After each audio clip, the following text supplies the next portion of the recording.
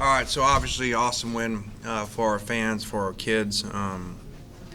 Crazy game.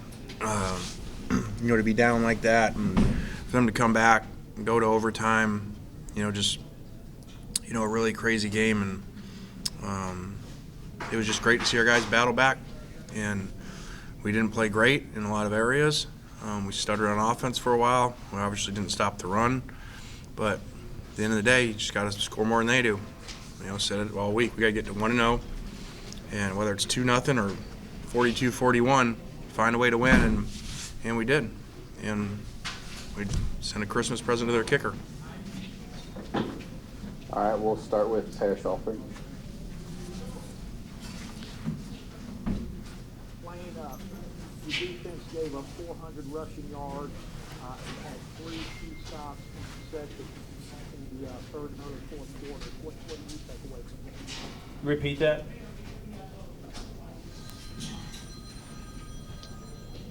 Can you hear me? Yeah, you can go ahead now. You're good. Okay. Lane defense gave up 400 rushing yards but had 3 key stops late third and early fourth quarter. What do you take away from that play? 408 actually. So obviously you're not going to win many games like that, but we did make some stops. They are a great running team, but we obviously got to play better than that. But like you said, we made some stops there in the second half.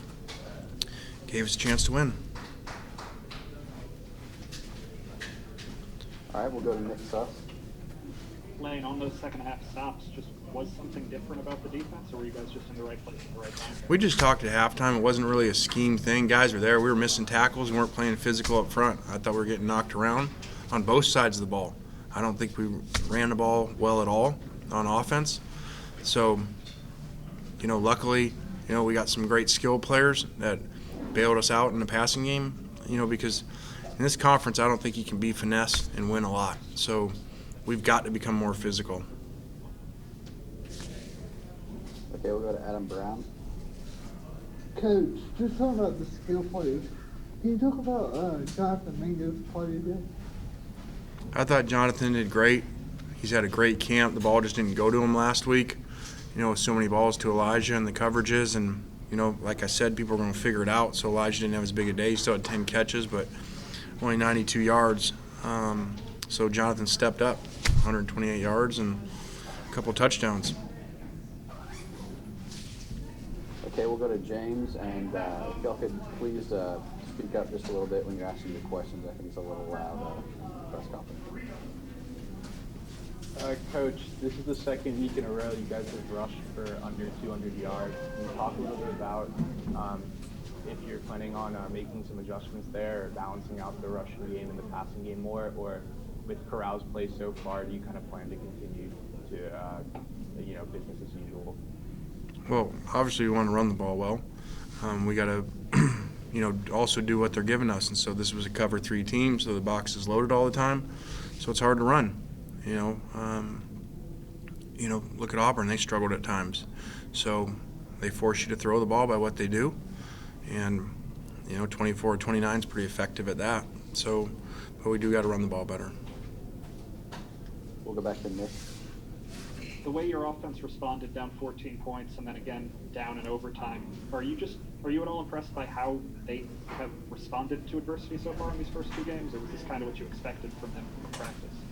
No, they've done a good job. I feel like they actually played better from behind.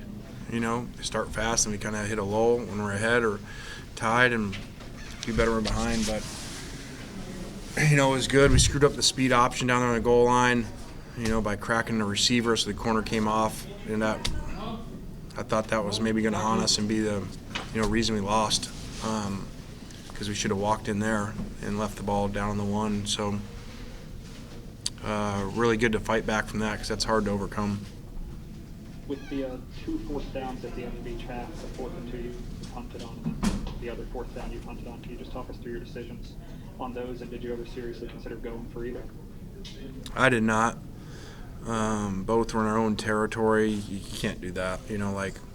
It's just the way they were running the ball. You got to make them drive the length of the field. All right, Parrish. Lane, you talked about physicality. It looked like Mingo was really physical after the catch. What does he give you when he can play like that? You know, it's a great attitude. I wish we'd have that attitude all over. So, really have been impressed by him the whole time. Like I said, he just didn't get the ball a lot last week. He made the most of his plays today. Nick, go ahead. Just after that roughing the passer last week with Momo, how big do you think it was for him to get that fourth down sack and kind of reset everything? That was huge. I just felt like the whole energy of the sidelines, and you know, it was a huge play.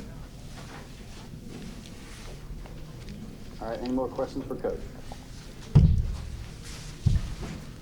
All right, one last thanks. question for Parrish. Or not?